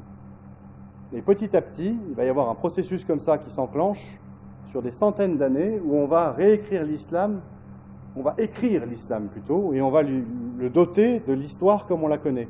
C'est-à-dire qu'on va prendre les événements historiques réels, les souvenirs vont être déformés, on va par exemple transférer les origines de l'islam de la Syrie à la Mecque, en Arabie. Parce que là, à la Mecque, il n'y a pas de juifs, il n'y a pas de chrétiens, c'est le désert. Et donc on peut dire que c'est Dieu qui aurait directement donné la chose aux Arabes. On va justifier ça en constituant un livre sacré. Il avait commencé d'être constitué dans la Première Guerre civile, mais on va continuer de le faire. Et comment est-ce qu'on va constituer ce livre ? Eh bien, en fait, on avait récupéré les écrits des Nazaréens en arabe, vers l'an 640, au moment où il y a eu la brouille, sévère brouille avec eux. Et puis, à partir de cette collection de textes, eh ben, petit à petit, on va leur donner le sens que va prendre le Coran aujourd'hui. On va transformer le Mahomet de l'histoire, dont je vous ai dit qu'il était une sorte de guerrier apocalyptique qui prêchait le retour de Jésus à Jérusalem et qu'il était un prédicateur instruit par les Nazaréens dans la loi de Moïse, mais qu'il n'était pas prophète, il ne révélait rien de nouveau en fait. Eh bien, on va en faire la source de cette nouvelle religion qui est en train de se constituer. En fait, on va chercher à donner une légitimité propre, une légitimité autonome à cette espérance complètement supérieure à tous les autres dont je vous ai parlé, c'est celle de vouloir sauver le monde en fait. Et c'est celle-là qui anime l'islam toujours aujourd'hui. L'islam aujourd'hui dit que ça vient de Dieu directement. Ça ne vient pas d'une déformation faite par les Nazaréens d'idées de Jésus. Ça, c'est sûr que s'il se présentait comme ça, ça passerait un peu moins bien quand même. Mais il y a derrière cette logique de réécriture de l'histoire un autre phénomène qui est à l'œuvre, c'est que ce sont les califes qui font réécrire l'histoire, et ils le font pourquoi ? Aussi pour justifier leur propre pouvoir. Parce que dans ce système religieux qui est en train de naître, la religion, c'est plus que jamais la clé de l'exercice du pouvoir. Le calife est calife, pourquoi ? Parce qu'il dit « je suis le lieutenant de Dieu ». C'est Dieu qui m'a choisi. Donc c'est la religion qui fait du calife le souverain tout-puissant d'un énorme empire. Et derrière, le calife, c'est celui qui dicte la religion. C'est celui qui fait travailler des scribes sur le Coran. C'est celui qui fait travailler des grammairiens. C'est celui qui fait travailler des traditionnistes pour écrire les traditions. Vous voyez, en fait, vous avez quelqu'un qui est juge et partie dans une affaire où ça s'appelle du totalitarisme. Hein. Il est à la fois le pouvoir spirituel et le pouvoir temporel. Et grâce à ça, il influence la rédaction des traditions, la rédaction du Coran pour justifier son pouvoir. Et on peut voir dans de nombreuses traditions musulmanes aujourd'hui la patte des califes. C'est-à-dire, par exemple, vous prenez les traditions musulmanes qui se rapportent à Mahomet en particulier, parce que le calife calquait sa conduite sur celle de Mahomet. Mahomet, selon les traditions, et plus on s'éloigne dans le temps, plus il y a une inflation, vous allez voir, c'est assez amusant, on dit qu'il avait 11 femmes. Et puis d'autres traditions disent qu'il en avait 13. Puis d'autres traditions disent qu'il en avait plus de 25. Et puis d'autres traditions disent qu'il en avait plus de 30. Et plus on s'éloigne dans le temps, dans l'histoire, plus il a de femmes. Et plus on s'éloigne dans le temps et dans l'histoire, et on peut imaginer, plus le harem du calife était fourni. Et en fait, on comprend pourquoi est-ce que ces traditions ont cette inflation. C'est que le calife a fait écrire les traditions qui vont dans son sens. D'autres traditions, par exemple, nous racontent que Mahomet aurait fait supprimer, assassiner un poète qui, dans ses poésies, lui aurait déplu, aurait fait une caricature. Cette tradition, on sait par d'autres traditions encore postérieures, que celui qui l'a écrite, un traditionniste musulman au IXe siècle, en fait, il a juste répondu à la commande du calife. Un calife l'avait convoqué en disant « Toi, traditionniste qui connais bien l'histoire de Mahomet, est-ce que tu n'aurais pas dans tes grimoires une histoire de Mahomet qui fait tuer un opposant, qui fait des caricatures comme ci, comme ça ?» Sous-entendu, j'ai dans ma geôle un opposant qui fait des caricatures comme ci, comme ça, je voudrais m'en débarrasser. Et la personne revient en disant ça tombe bien, j'ai trouvé la tradition, là voilà, il le fait tuer, merci, voilà, prends tes dinars, et on comprend comment la tradition s'écrit en fait. Et on voit qu'en fait, en plus de la logique de donner une légitimité propre, une légitimité autonome à l'islam, au début par l'arabité, et puis une fois que les califes s'allient avec des Persans, transfèrent le siège du califat à Bagdad, une ouverture à l'universel, un prosélytisme tous azimuts, c'est plus la religion des seuls arabes, on voit qu'il y a cette première logique de donner une légitimité propre, et une deuxième logique qui est celle de la justification du pouvoir du chef, du calife en l'occurrence. Bon, avec ça, vous en savez déjà pas mal. Ça peut nous mener à quelques conclusions intéressantes, et puis après je serai ouvert à toutes les questions. Quelques conclusions que je voudrais partager avec vous à partir de ce survol assez rapide, mais déjà assez consistant de l'histoire réelle de l'islam. Alors, tout d'abord, il y a quelques fondamentaux qu'on peut retenir de cette histoire. Alors, vous pouvez tout retenir, hein, je vous le recommande, et puis même approfondir, voir ça par vous-même. Mais il faut comprendre que l'islam, il naît de la dénaturation, de la transformation d'une première idée qui est l'espérance chrétienne du salut du mal, c'est-à-dire qu'un jour le mal sera complètement vaincu, et puis même que le mal est déjà vaincu, c'est ce que vivent les chrétiens, ceux dont ils témoignent, et c'est la transformation de cette idée chrétienne en un projet politique guerrier, global, sur le monde entier, et qui vise à établir sur terre donc un monde parfait, un monde délivré du mal, un monde entièrement soumis à la loi de Dieu. Ça, c'est l'islam en fait. C'est le rêve de l'islam, c'est qu'un jour, toute la terre soit musulmane, toute la terre soit soumise à la loi de Dieu.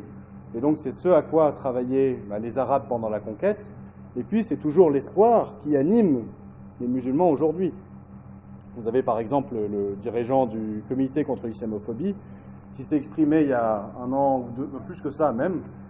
Il était à ce moment-là à la mosquée de Roubaix, je crois, en disant « Vous ne pouvez pas nous retirer l'espoir qu'un jour la France soit musulmane. » Et effectivement, c'est l'espoir qui habite les musulmans, que le monde entier devienne musulman. Et alors, cette chose, elle se fera par le travail des musulmans, et puis alors, dans toute la recomposition, parce que je ne suis pas rentré dans les détails les plus techniques, dans toute la recomposition de l'histoire qui a été faite à partir de l'histoire des Nazaréens, de ce que les Nazaréens avaient transmis aux Arabes, il y a ce rôle de Jésus qui est un peu ambigu, parce que chez les Nazaréens, il devait revenir tout de suite à Jérusalem, puis ensuite il a été repoussé à la fin des temps par les Arabes, mais au final, il est un peu concurrent, d'une certaine façon, de ce que font les musulmans eux-mêmes.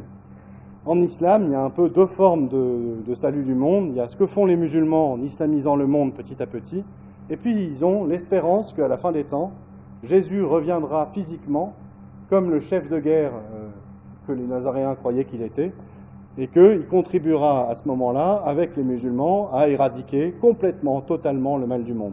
Donc il y a aussi cette espérance-là chez les musulmans, en plus de celle de, on va dire, de l'islamisation au quotidien ou par la conquête ou par le djihad, cette espérance que quoi qu'il arrive, à la fin des temps, Jésus reviendra. Il sera accompagné d'un personnage un peu énigmatique qui s'appelle le Mahdi. Alors les traditions diffèrent sur qui il est, mais grosso modo ce sera le chef des musulmans et qu'ensemble ils conquerront le monde entier. Donc quoi qu'il arrive, même si les musulmans n'y arrivent pas par eux-mêmes, Jésus et le Mahdi finiront le boulot à la fin des temps. Donc c'est ça en fait, ce vers quoi tend l'islam du point de vue de son espérance terrestre. Ensuite il y a d'autres espérances qui se déploient, celle du paradis, puis l'espérance de ne pas aller en enfer également. Autre fondamentaux à considérer, c'est cette logique de construction a posteriori de l'islam. Ça veut dire, en islam, l'espérance, en fait, est la première chose qui a existé. C'est-à-dire que les Arabes de Mahomet, est-ce qu'on peut dire qu'ils étaient musulmans? On va dire qu'ils étaient proto-musulmans ou primo-musulmans. Mais ils avaient la même espérance que celle que les musulmans ont. Et à l'époque, ils n'avaient pas de Coran, ils n'avaient pas de prophète, ils n'avaient pas de révélation. Et donc on se rend compte qu'en fait, en islam, ce qui compte, c'est l'espérance, et puis que vient après le Coran, le prophète, la révélation.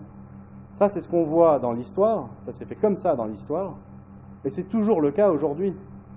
Chez un musulman, la foi musulmane, elle est cette espérance, en fait, que le monde sera sauvé par l'islam, que l'islam est la solution à tous les maux, au mal du monde, en fait. Ça, c'est ça la foi musulmane, la vraie foi musulmane. Ensuite, la croyance que Dieu est unique, que Mahomet est son prophète, qu'il a parlé par Gabriel à Mahomet, qu'il y a une révélation qui s'appelle le Coran, tout ça, ça intervient à titre de justification de quelque chose qui est beaucoup plus important que tout ça. C'est cette espérance, c'est la conscience que les musulmans ont, que Dieu les a choisis, élevés au-dessus des autres, pour porter son projet, en fait, qui sont des héros, en quelque sorte, choisis par Dieu pour ça. Et donc ça, c'est très important quand on discute avec des musulmans, parce qu'on se rend compte au final que on peut faire une critique du Coran ou une critique de la conduite de Mahomet selon l'histoire de la tradition, l'histoire comme la tradition nous la raconte, puis on se rend compte que ça n'a pas de prise. On leur dit, mais quand même, Mahomet, il a égorgé de sa main ou fait égorger 900 juifs à Médine, c'est quand même pas, c'est pas vraiment la religion de paix. Et derrière, on va voir l'interlocuteur musulman adopter des conduites de diversion ou de fuite ou de déni pour dire, mais il avait raison de le faire parce que c'était ses ennemis. À l'époque, ça se faisait. Mais je veux pas qu'on parle de ça. Et en fait, ça n'imprime pas chez lui. Parce que ce qui compte et ce qu'il définit comme musulman, et ce qui pour lui-même le définit comme personne, c'est son espérance, c'est la foi musulmane. Et la foi musulmane, c'est pas la croyance mot à mot dans le Coran, malgré ce qu'on pourrait en croire, c'est pas la croyance mot à mot dans ce qu'aurait fait Mahomet. Et donc pour construire ça, il y a eu toute cette entreprise d'écriture, de réécriture de l'histoire. Il ne faut pas voir ça comme un complot ou comme l'œuvre d'un maître machiavélique qui aurait tout prévu depuis le début. Il faut comprendre aussi que quand on est possédé par cette espérance-là, les choses se font petit à petit, en fait. On modifie un petit truc, et puis la génération d'après modifie quelque chose. Et ça, on peut le voir, par exemple, dans des régimes totalitaires avec le même genre d'espérance, plus proches de nous, et qui ont procédé au même genre de modification. On peut se souvenir, par exemple, de la façon dont Staline a fait retirer les photos de Trotsky, parce qu'elles le gênaient. Trotsky à côté de Lénine, ça passait pas très bien quand on avait fait l'ennemi, et donc on manipule le passé pour contrôler le présent. On peut voir aussi la façon dont l'historiographie officielle de la Corée du Nord a évolué. Dans les années 50, quand il y a eu la guerre civile, la guerre même, civile entre les communistes et les non-communistes, a émergé la figure du premier dictateur nord-coréen, donc qui était un marxiste, communiste, révolutionnaire. Et puis c'est son fils après qui a pris le relais, et dans l'histoire, son fils a commencé de devenir un surhomme pour les Nord-Coréens. Et maintenant, son petit-fils, qui est le dictateur actuel, mais c'est plus un surhomme, c'est un demi-dieu. Il est né sur une montagne magique, il n'a plus rien à voir en fait avec l'image que pouvait avoir le dictateur de 1950. Parce que derrière, il a changé aussi la façon dont on perçoit son père en Corée du Nord, la façon dont on perçoit son grand-père en Corée du Nord, et puis lointainement, son régime étant fondé sur les idées de Karl Marx, vous pouvez imaginer la façon dont Karl Marx est décrit en Corée du Nord. Est-ce que c'est le Karl Marx de l'histoire? Non, on l'a déformé pour qu'il corresponde, en fait, petit à petit, à ce qu'est aujourd'hui le dictateur en Corée du Nord. Et donc c'est le même genre de processus qui a été à l'œuvre dans la formation de l'islam, petit à petit. Et donc on voit au final que quand on considère l'islam, il y a deux histoires. Il y a l'histoire officielle, un peu comme celle de la Corée du Nord aujourd'hui, celle que je vous ai racontée au tout début, l'histoire de la révélation par Mahomet, et puis il y a l'histoire réelle qu'on redécouvre maintenant petit à petit.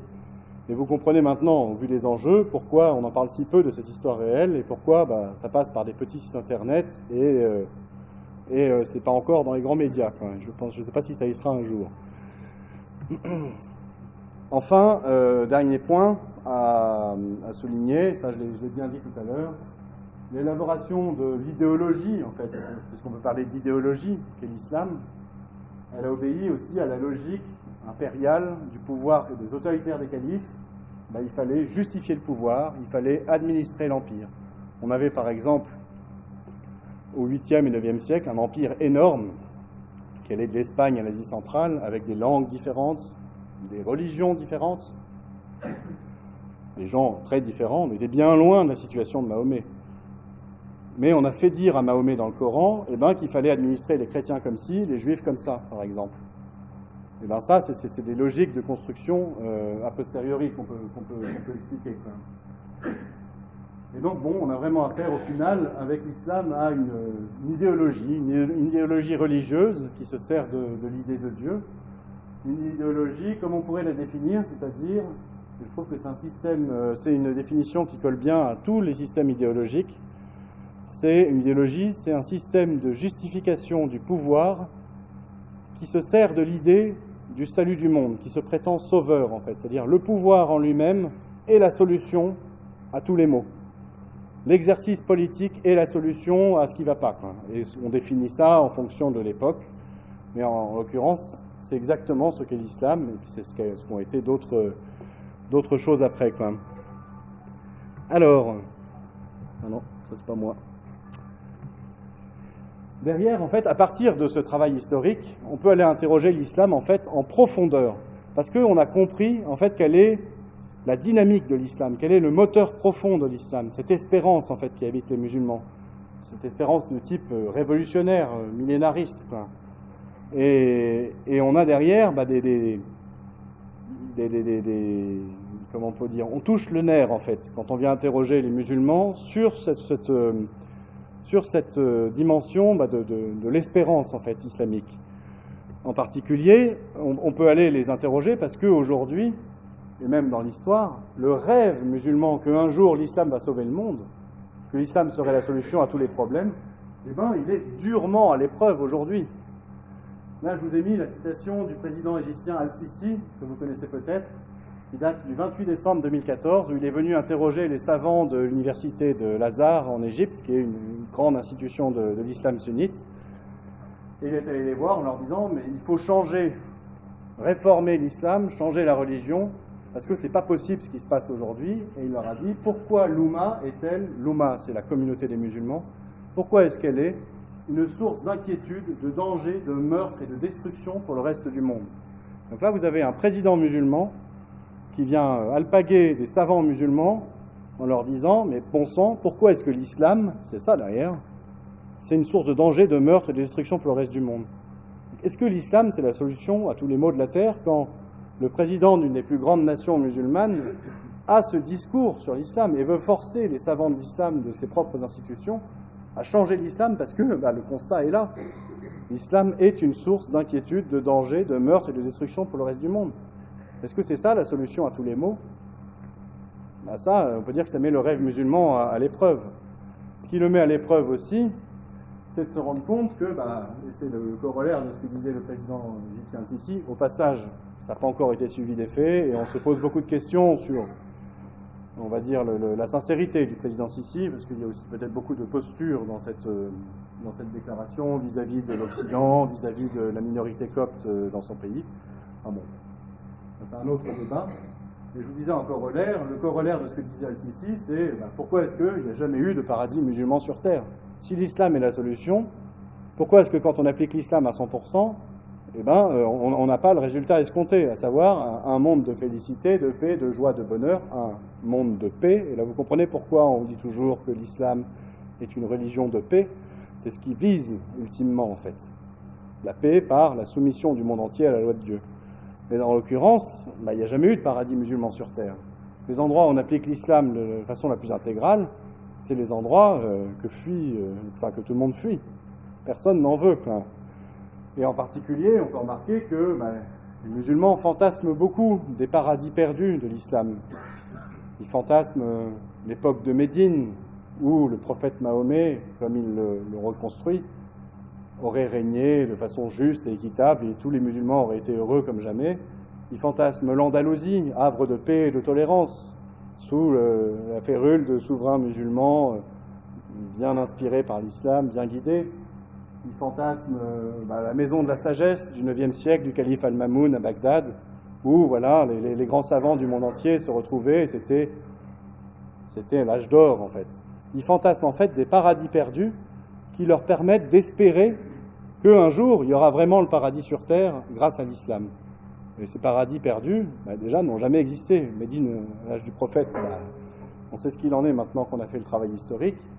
Et le travail historique, il est encore plus facile à faire sur ce qui s'est passé au IXe siècle à Bagdad, qui n'est pas très très reluisant, et ce qui s'est passé en Andalousie, qui n'était pas non plus d'ailleurs, quoi. Et puis derrière, dans cette mise à l'épreuve du rêve musulman, on peut aller interroger un des fondements en fait de ce que fait l'islam dans les consciences. Le projet idéologique de l'islam, de fait, il sépare l'humanité en deux. Et ça se retrouve dans le Coran. Le Coran dit, et c'est la devise même de l'organisation de la coopération, de la conférence de la coopération islamique, les 57 pays musulmans du monde, et donc il fait parler Dieu en disant « Vous êtes la meilleure des communautés qu'on ait fait surgir parmi les hommes, vous ordonnez le convenable, vous interdisez le blâmable. » Parce que vous interdisez le blâmable et parce que vous ordonnez le convenable.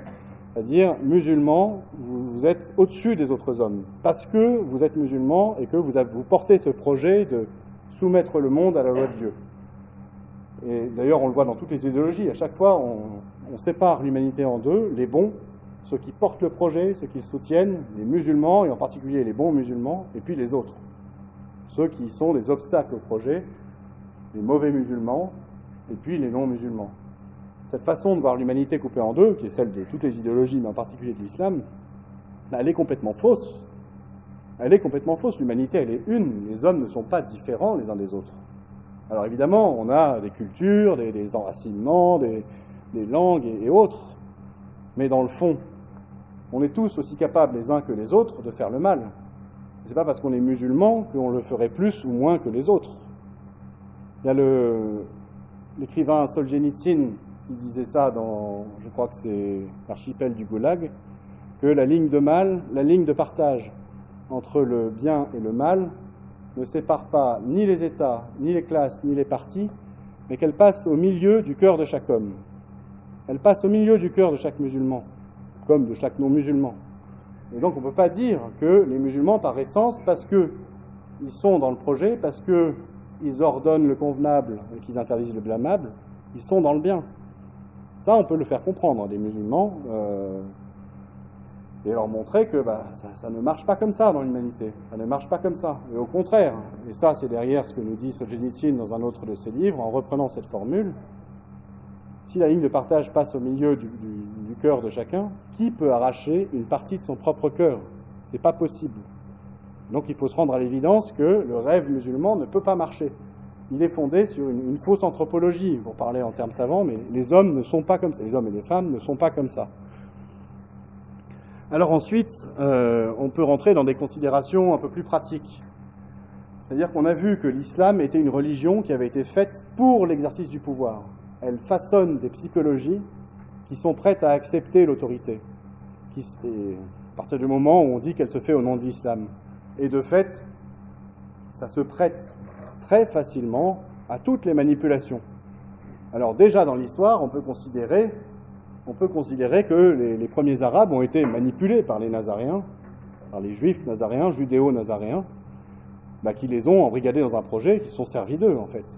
On peut considérer aussi que les califes manipulaient les autres pour en tirer, pour manipuler les musulmans, pour en tirer du pouvoir, des richesses, du butin, un harem, tout ce qu'on veut. Et puis derrière, dans l'histoire, on n'a pas arrêté de voir des moments, enfin des chefs qui se sont servis de l'islam pour leur propre pouvoir, pour lancer, une guerre de décolonisation, pour déstabiliser un pays. Et puis aujourd'hui, on est passé dans des logiques de manipulation d'un autre niveau, où ce sont maintenant, on fait des guerres de djihad pour le pétrole qui va enrichir des intérêts qui n'ont rien de musulman. Par exemple, on se sert de musulmans comme de réserve électorale, et on les manipule en ce sens. On se sert des musulmans pour fracturer des sociétés civiles. C'est-à-dire que vous avez des financiers internationaux comme George Soros ou d'autres qui poussent les musulmans à la communautarisation parce que derrière, ça va fracturer une société civile nationale, qu'elle soit celle de la France ou celle d'un pays musulman d'origine, et qu'elle le rendra ingouvernable, ce qui peut arranger d'autres intérêts. Et donc on voit comme ça que les espérances que portent les musulmans, les espérances que l'islam a mis dans leur cœur, elles facilitent la manipulation des musulmans par d'autres intérêts que les leurs. Et ça, les musulmans, ils sont très sensibles, et on peut leur dire que c'est à cause de l'islam tout ça. C'est pas à cause des méchants étrangers, des méchants des méchants américains, des méchants sionistes, des méchants... parce que les musulmans ont souvent tendance à chercher des responsabilités ailleurs. Et enfin, et après j'aurai encore un point sur l'interrogation de l'islam, c'est qu'on assiste aujourd'hui, malgré ce qu'on en voit en Occident, à un rejet croissant de l'islam par les musulmans. On a une vision un peu faussée en Occident, en France en particulier, de l'état de l'islam dans le monde. Il faut voir que l'islam est vraiment, comment on pourrait dire, il est plus que sollicité, il est à la croisée des chemins parce que ce rêve musulman qui est mis à l'épreuve, tout le monde peut le voir aujourd'hui. Quand il y avait, un massacre abominable commis par des musulmans en l'an 1100, par exemple, à Jérusalem, avant les croisades, les musulmans du Caire ou les musulmans d'Espagne n'étaient pas forcément au courant. Aujourd'hui, les musulmans voient ce que font les djihadistes. Ils voient que c'est fondé dans les textes musulmans. Et ça pousse au questionnement, en fait. Et dans les pays musulmans, il y a un rejet croissant de l'islam qui ne se dit pas, parce que les pays sont cadenassés, il y a une pression de la communauté, mais il y a beaucoup de personnes qui rejettent l'islam, et on a des témoignages notamment de ce qui se passe en Égypte, où on parle de millions de musulmans égyptiens qui ont abandonné l'islam, soit pour devenir athées, soit pour des conversions au christianisme en particulier, où c'est vrai qu'il y a des évangéliques qui font beaucoup de missions, en Algérie notamment, en Kabylie. On peut le voir aussi, un autre phénomène, les frères musulmans qui avaient pris le pouvoir en Égypte, avec Morsi, le président Morsi, ont été renversés par une manifestation populaire monstre. On parle de dizaines de millions de personnes dans la rue, c'est pas que la minorité copte qui était là, c'est aussi des musulmans qui sont allés renverser un frère musulman. Frères musulmans, ils ont dans leur devise le Coran et notre Constitution. Grosso modo, l'islam est la solution, c'est à peu près ça. Et on a vu donc des manifestants musulmans dire on ne veut pas que le Coran soit notre Constitution. Forcément, derrière, ça travaille les consciences, quoi. Et ce rejet croissant, on voit, il y a d'autres exemples. Il y a une province en Géorgie, je crois, de plusieurs centaines de milliers d'habitants, qui a abandonné l'islam. En 10 ans, en 1991, ils étaient tous musulmans. Aujourd'hui, ils sont tous chrétiens, orthodoxes. Ils sont revenus à la foi de leurs ancêtres d'il y a 400 ans. Ces choses-là, on n'en parle pas en Occident. On ne voit, nous, que des musulmans on ne voit pas que ça, mais il y a beaucoup de musulmans assez vindicatifs en France. Forcément, c'est ce à quoi on fait attention. On ne voit pas ce qui se passe dans les pays musulmans, et on le voit d'autant moins que ces pays étant musulmans, ils n'en parlent pas tellement. Mais on a des échos, notamment par les minorités qui y vivent. Enfin, sur ce point d'interrogation de l'islam, il ne faut pas garder tout ce que je viens de dire pour soi, enfin pour vous, Mais on peut en parler avec les musulmans, de la façon dont que je viens de vous exposer, à savoir interroger l'islam de façon intelligente sur ses espérances. Parce que si on vient questionner brutalement un musulman en disant « le Coran c'est faux, Mahomet c'était un meurtrier, Mahomet c'est pas le Mahomet comme tu crois », il va rejeter ça en bloc, et on a compris pourquoi, parce que derrière ce qui compte pour lui, c'est pas Mahomet, c'est pas le Coran, c'est son espérance en fait, et c'est ça qu'il faut aller questionner. Et donc on peut aller le questionner, et on peut se servir de la vérité historique pour cela, mais il faut garder à l'esprit que c'est une bonne chose à faire pour les musulmans en fait. C'est une bonne chose à faire pour les musulmans. Ils sont les premiers prisonniers de ces fausses espérances. Ils sont les premiers, en fait. On peut considérer quasiment que l'islam, c'est une sorte de prison dont les musulmans sont à la fois les prisonniers et les gardiens. Et leur dire la vérité, les interpeller sur les espérances qui ne marchent pas, sur le rêve musulman qui ne marche pas, sur la manipulation de l'islam, ben c'est un acte charitable, en fait. Et puis derrière, politiquement, je pense que ça peut être aussi assez intéressant, vu ce qu'on est en train de vivre, quoi. Donc, il faut parler de ça. Il faut parler de l'islam comme d'une fausse espérance. Et il faut oser le faire. Et petit à petit, il faut que ce soit porté dans le débat public. Et on va en parler encore après. J'ai d'autres idées à vous soumettre. Et puis, il faut aussi poser la question aux musulmans de la tromperie, en fait.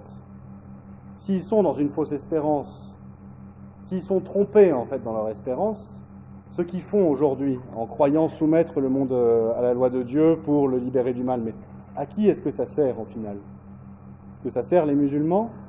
Est-ce que ça sert les gens qui souffrent de ça? Qui en tire profit? Alors, il peut y avoir des réponses spirituelles. Il y a des gens qui vous diront c'est Satan qui en tire profit. Moi, je vous dis, il y a peut-être Satan qui en tire profit, mais il y a d'autres gens qui en tirent profit aussi. Ceux qui font la guerre pour le pétrole, par exemple, ils en tirent un très bon profit de toutes ces manipulations des musulmans. Et derrière, il faut aller titiller les musulmans, et plus que les titiller, les interpeller sur ces fondements-là.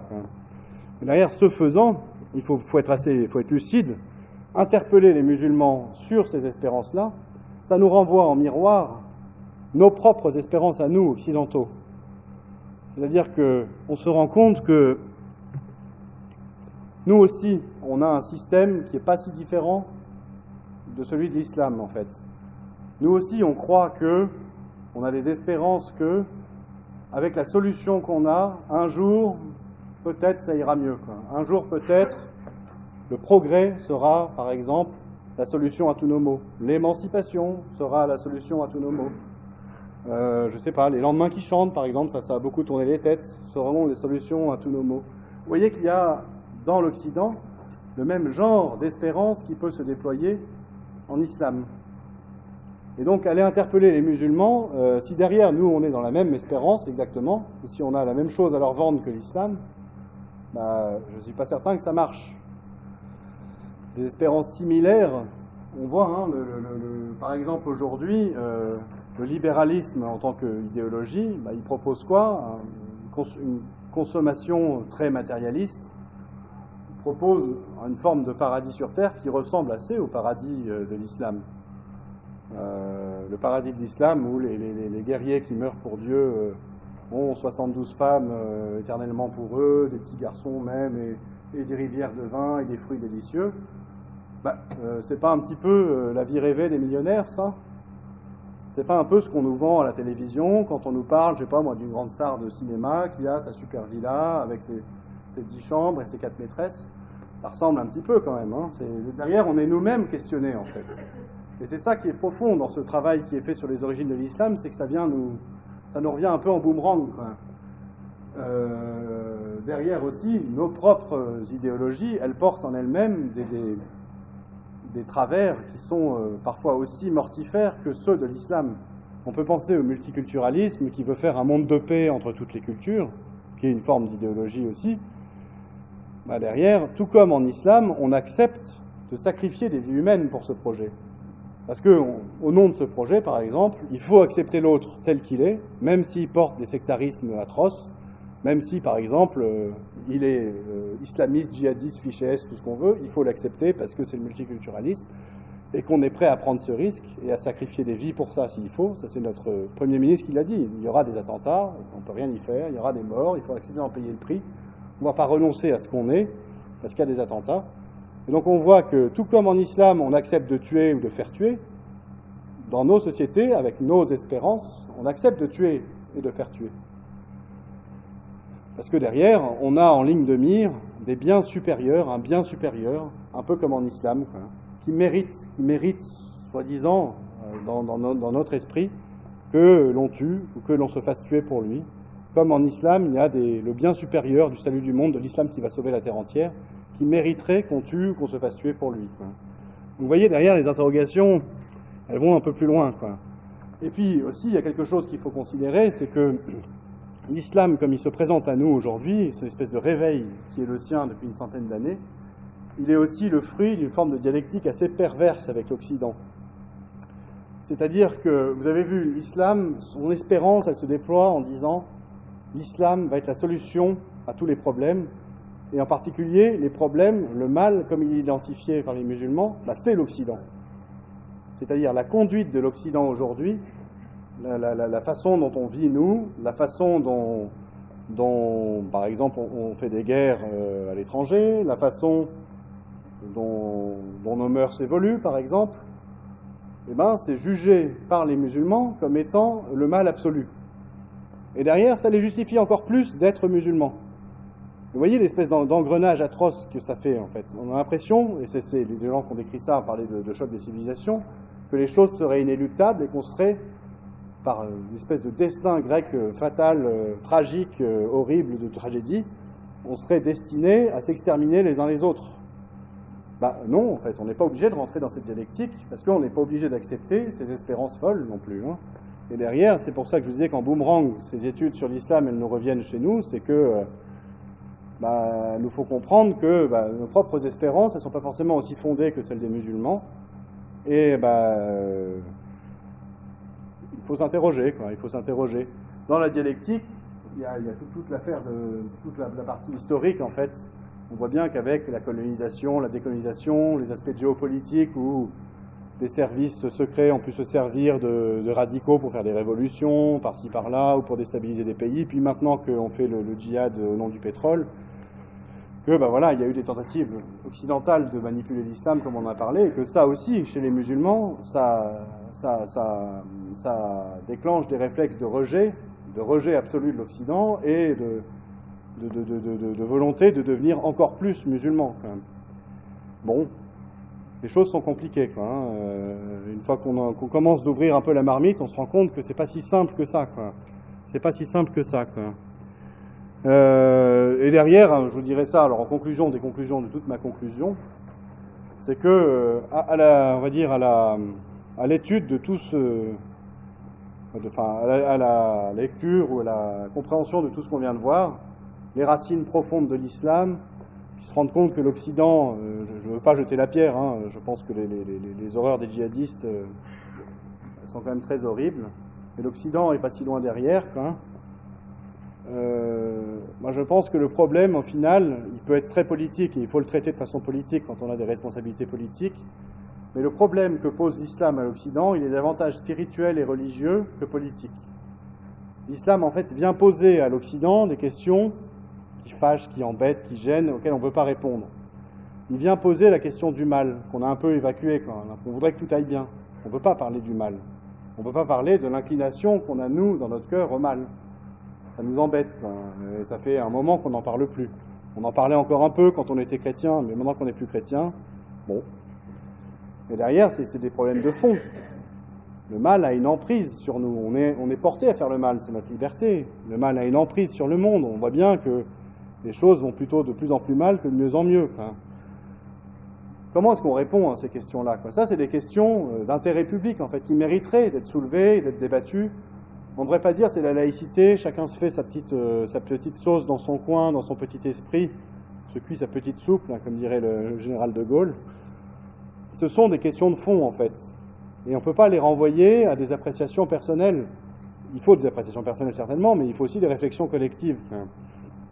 Et autre question de fond que pose l'islam, l'islam dit au monde, moi j'ai le sens de l'histoire. Le sens de l'histoire, c'est l'islam qui va prévaloir, quoi. Et on a oublié, en fait, on a l'impression qu'on vit dans une société un peu hébétée, hédoniste. On a oublié qu'il y a des milliards de gens sur Terre qui vivent avec une pensée comme celle-là. Les musulmans, les chrétiens aussi, d'une façon différente, les juifs également, et que, d'une certaine façon, les occidentaux, comme ils sont aujourd'hui, leur pensée est assez minoritaire, en fait, et qu'il faut considérer ce que pensent les gens, ce qu'espèrent les gens. C'est-à-dire qu'on ne peut pas se contenter de dire, oui, nous sommes supérieurs parce que on a la meilleure des sociétés, on a le progrès, on a la laïcité, on a je sais pas, la technique et la science. Il faut rentrer, en fait, dans la compréhension de ce que sont les autres. Et à mon sens, elle est là, la vraie fraternité et la vraie compréhension de l'autre. Enfin, bon, je m'arrêterai là. Je ne sais pas combien de temps j'ai fait, mais ça va laisser un peu de temps pour des questions. Oui, voilà. Bon.